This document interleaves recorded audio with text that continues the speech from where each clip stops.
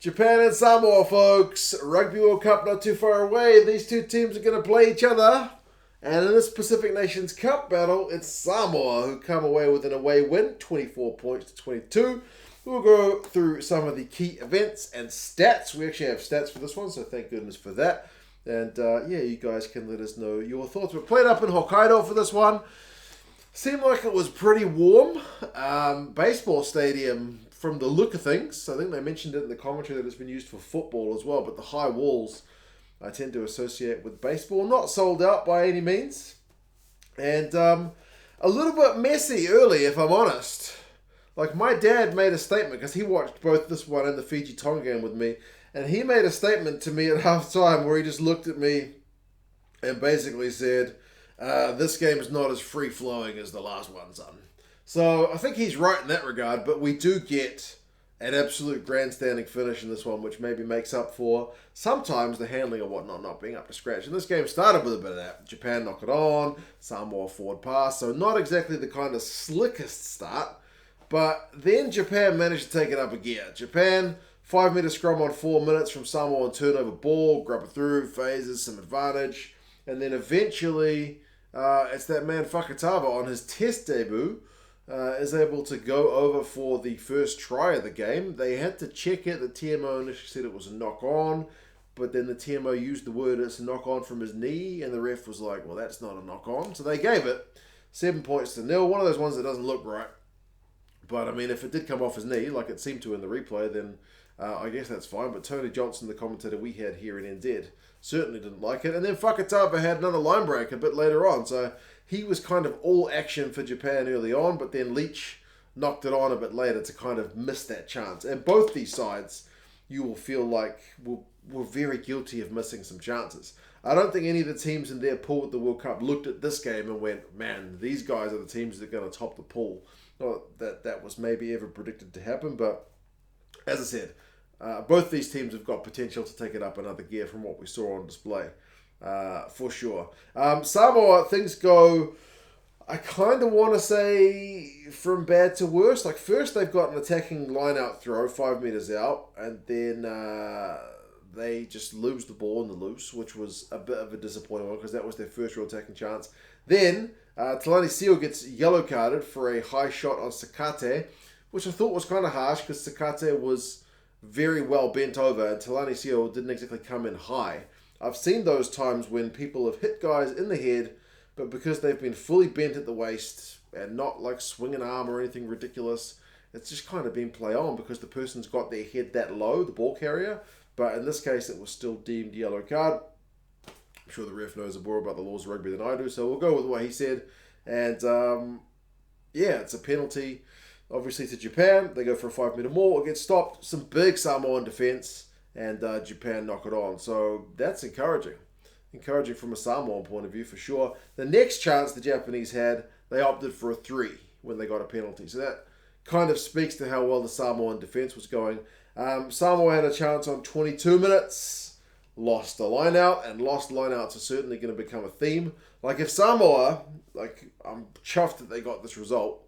But if they're going to do anything at the World Cup, man, they need to get their lineup better. This is their first game, so we'll not be too harsh on them. But geez, the lineout was it was a bit of a shambles at times, wasn't it? I think they finished with 50% of their blown lineout ball lost. So some missed chances. They did get their first points through the boot on 24 minutes to make it 10-3. And that was important because it was in the yellow card period as well. So they don't lose anything despite having a man in the bin. So the yellow card period finishes 3-3. Then it's Japan's turn to be in trouble when Michael Leitch has a shoulder to the head of, I think it was Faso'o. And he hit him high. And there was no mitigation in that one. Initially they were looking if it's like maybe he's a secondary tackler thing, change of direction. But nah, man, he just hit him. Just hit him high with the shoulder to head. That was red all day long.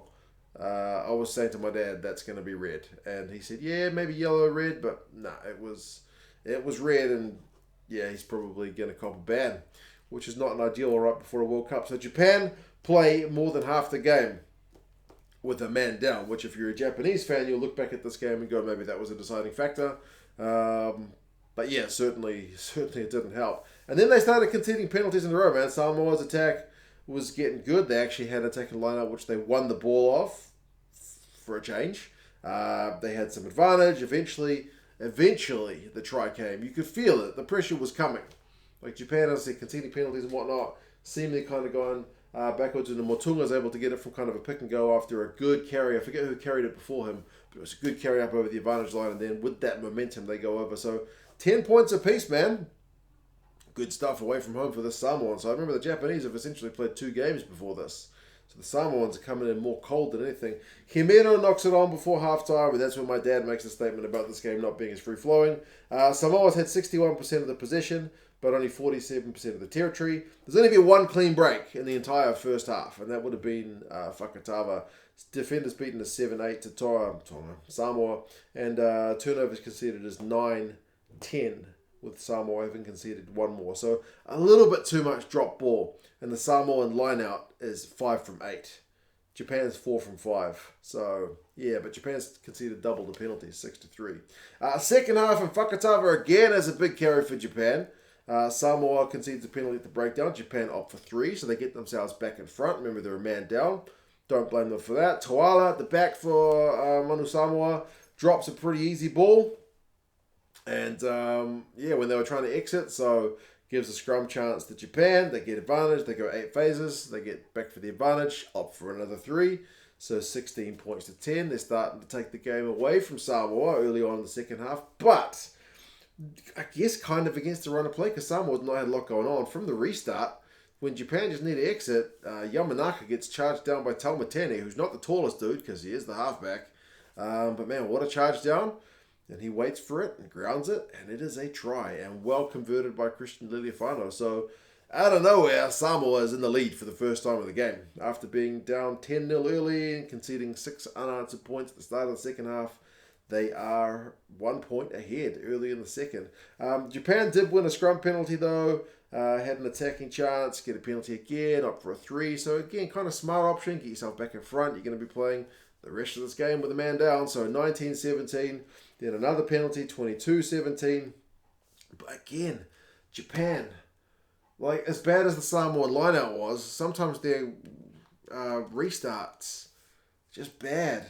They had another error from the restart. They knocked it on, and they were made to pay for it because the resulting scrum, Tamor Maru goes on that left wing, and Matsushima cannot get him. It was a pretty bad defensive read, and a great try from Tamor Manu, who was a bit of a star in this one. And then a sideline conversion from Christian Liliafano, man, bang on. Like, I've never thought of him as a 100% goal kicker, or even a 90% goal kicker, or even an 80% goal kicker, but geez, he was good in this game. So 24-22, Samoa in front, heap of Samoan phases, Japan's defense hold, and then right as they get some turnover ball, Yamanaka, who was charged down earlier, he just hoofs it out on the full. It was a great chance to just kick to that open Samoan backfield, but he just puts too much on it, out on the full. So a missed chance for Japan to kind of hit back. The Samoan line-out struggles continue, though. It gives the Japan guys a chance. They go 7 phases, I think it was, attacking the Samoan like 22, but then Osada, the guy in debut for Japan, the outside back, he gets pinged for not releasing at the breakdown. It's Talani Siu who wins that one. So it looks like Samoa's going to hang on, but there's still one last scrum. And boy, does it take a long time to set. But eventually they set it. When it comes out, Japan run it. Craig Miller almost knocks it on. But Japan go through some phases. And eventually the game ends when the TMO calls up the ref for a Japanese neck roll. So with the resulting penalty, Christian Lilifano boots it out. And that is game 24-22. So Samoa went into this one as big-time underdogs, and yet they come away with a win. So well done, Samoa. 3 tries to 1. That's phenomenal effort. I mean, Japan did have a man down for more than half the game, so you've got to take that into consideration. But if Tonga, why do I keep saying Tonga? Just because I watched Tonga and Fiji. If Samoa's line-out can get better, I think they're going to be a much, much bigger threat. Remember, they were without some kind of big overseas gun players as well. A lot of these guys were the kind of New Zealand-based Moana Pacific guys. They do have more talent that they can call upon into the Samoan side. Japan, that's 3 games now, and they just haven't really fired. That's concerning going into a World Cup. This is the game that they really should have looked to the sharper of the two sides. And yet, turnovers conceded is 16-19. I mean, Samoa is the 19. But man, like that's like in the whole game, what is that, 35 turnovers conceded? Like for context, the All Blacks Springboks game the other day was like 24. So a lot of ball, just, yeah, a bit messy. Possession finishes 53-47 to Japan. Territories 55-45 to Japan. Run meters though 359, 304 to Samoa. Clean breaks 3-2 to Samoa. Lineouts though 7 from 14 Samoa. That's the one I'm talking about. That's a worry. Japan's 8 from 9, which is pretty solid. Penalties considered as 9 apiece. Fakatava for Japan in his test debut, like I mentioned, 70 metres, a clean break, a defender beating a try. Himeno makes 13 from 14, but I feel like his carrying is not as dynamic as we've seen it in the past. Tamua Manu, 95 metres, 2 clean breaks, 5 defenders beaten. He's a bit of a weapon. And Motunga makes 15 from 16 tackles along with his try. Good shift from him. So, man, well done, Samoa. I mentioned in the preview, they're a team that's tracking all right. We'll see if they're able to kind of keep tracking in the right direction. In Japan, need to find some form and fast. But there's still games between now and the World Cup. You guys let us know your thoughts on the game. How do you think these sides are going to go in the next kind of couple of weeks before the World Cup? And yeah, I'll talk to you guys again soon. See you later.